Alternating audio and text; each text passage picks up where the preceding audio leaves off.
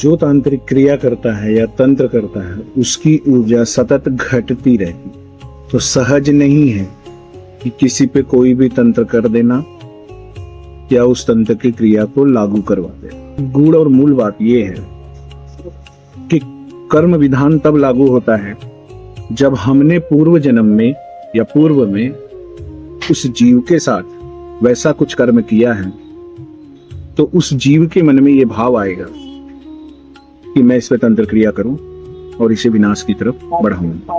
अपने इष्ट के प्रति, हमें अपने गुरु के प्रति कितना समर्पण भाव है, यह मूल है। दूसरा, नाम।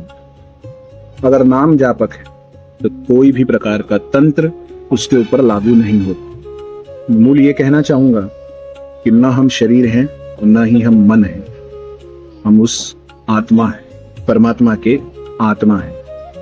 जैसे भागवत गीता में है, ईश्वर अंश जीव अविनाशी, चेतन अमल सहज सुखरासी, ममे वांसे जीव लोके जीव भूता सनातना। तंत्र अध्यात्म एवं सांसारिक क्रिया है। तंत्र को अगर मूलतः समझा जाए तो वो ईश्वर प्राप्ति का मार्ग है।